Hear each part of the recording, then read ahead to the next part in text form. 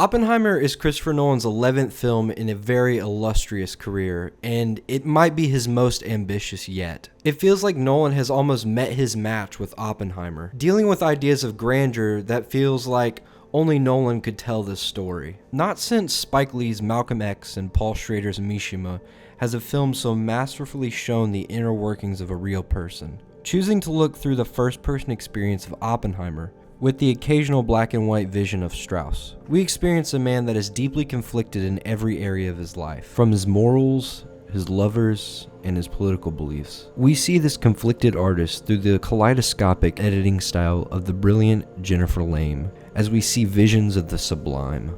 Oppenheimer is portrayed as a dreamer, never truly worried with the lab, only with theoretical thought. But as one of the scientists says in this film, theory can only take you so far. When he finally pursues greatness and what he sees as the next great scientific achievement, he enters into something that seems inevitable, surrounding himself with some of the great minds in the world in pursuit of achievement. But what are the consequences of achievement?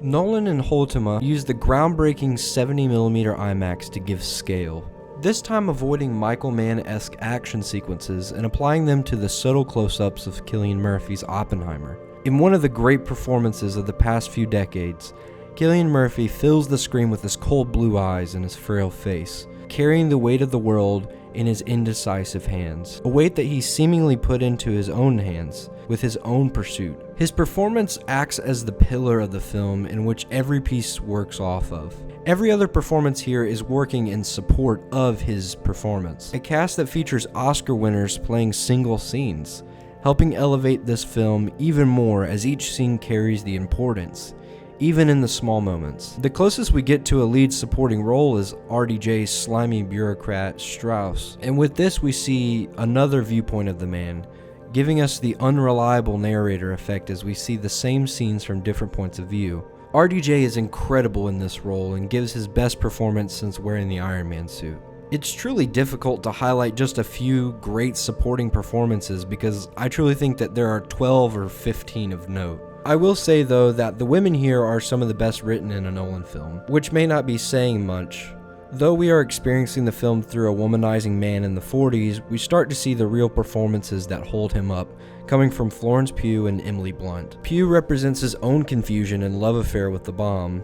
Emily Blunt plays the typical housewife of the 40s who completely rejects this type, becoming unsettlingly dismissive of important things in her own self-worth, though she in the end became one of the few to stand against the wave of bureaucratic destruction. The incessant score gives a driving feel to the film, with one of the best scores from Ludwig Göransson. The strings help elevate the suspense and the overwhelming nature of the film, along with the sound design. Unlike many of Nolan's recent films, dialogue is mixed very well, and yet the overwhelming nature of the sound design matches the heights of what's on screen and what is on these people's minds. Nolan speaks of technology in a similar way to the works of Kubrick in 2001. Achievement is not always for the betterment of humankind. We, like Oppenheimer, are given the results of the achievement, not at the end, but in the center of the film. Then we must deal with the consequences of these choices, leading to one of the great scenes where Oppenheimer realizes the full weight of his actions. We watch as this achievement is handed over to the bureaucratic system as we watch it fall into the inevitable, as we end in one of the most crushing and overwhelming images of the sublime. Is Oppenheimer really a martyr, or is he just a narcissist? What did he truly think? Did he really end the world? No answers, only the weight of the consequences. I genuinely think that this is one of the best experiences I've ever had in a film. I ended up actually seeing this twice because the first viewing was just so overwhelming that I felt like I couldn't gather enough to say anything coherent about the film. But I genuinely think that this is the best film I've seen this year, and it may be the best film I've seen in the past 4 years, honestly. This is an easy 5 out of 5. I think this is Nolan's greatest work. I think it's a masterpiece. And I think that this is going to be one of the most celebrated films of this decade, honestly. And with that, I'd like to highlight some of the... Hi, Greta. And with that, I'd like to highlight some of the films that I think you should watch if you really enjoyed Oppenheimer. And I picked 3 films.